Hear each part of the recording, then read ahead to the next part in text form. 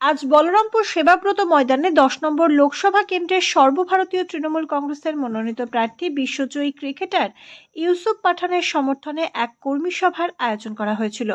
উক্ত কর্মী সভায় উপস্থিত ছিলেন বহরমপুর মুর্শিদাবাদ সাংগঠনিক সভাপতি তথা কান্দির বিধায়ক অপূর্ব সরকার, জেলা পরিষদের সভাধিপতি রুবিয়া সুলতানা। উপস্থিত ছিলেন বেলডাঙ্গা বিধানসভার বিধায়ক হাসানুজ্জামান, বহরমপুর বিধানসভার চেয়ারম্যান তথা বহরমপুর পৌরসভার পৌরপতি নারুগোপাল মুখার্জি। এছাড়াও উপস্থিত ছিলেন বিশিষ্ট কবি সাহিত্যিক অশোক দাস। উক্ত অনুষ্ঠানের নেতৃত্বরা কি বললেন শুনে নেব।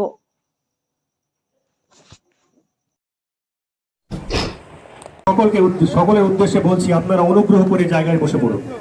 আপনাদের উদ্দেশ্যে বলছি, আপনাদের আকাঙ্ক্ষিত আমাদের ইউসুফ পাঠান আপনাদের সামনে এসেছেন। আপনাদের অনুরোধ রাখছি, আপনাদের অনুরোধ করছি, আপনারা নিজে আসনে বসে পড়ুন। প্রত্যেককে অনুরোধ করছি, আপনারা নিজে আসনে বসে পড়ুন। প্রত্যেককে অনুরোধ করছি, ব্যারিকেডের মধ্যে কেউ থাকবেন না। ব্যারিকেডের মধ্যে রতন কোথায় আছে? শুরু করে দিন, কাজ শুরু করে দিন। নানা রকম বিভ্রান্তি হবে, নানা রকমের অপপ্রচার চলবে। সমস্ত অপপ্রচারকে ভেঙে চুরমার করে দিতে হবে।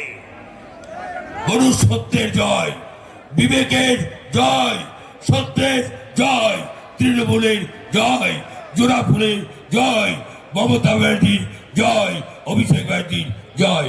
জয় হিন্দ, বন্দে মাতরম। সবাই ভালো থাকুন। সবাইকে আমার অনেক অনেক ধন্যবাদ। ধন্যবাদ জ্ঞাপন করছি। আমরা সমৃদ্ধ হলাম আমাদের বক্তা অশোক দাস মহাশয়ের কাছ থেকে। এবারে আমরা নমস্কার।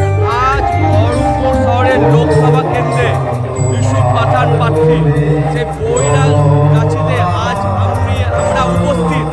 সেখানে আপনাদের সকলের সামনে দেখার চেষ্টা করবো যে মহাসভার একটা আয়োজন করা হয়েছে। সেখানে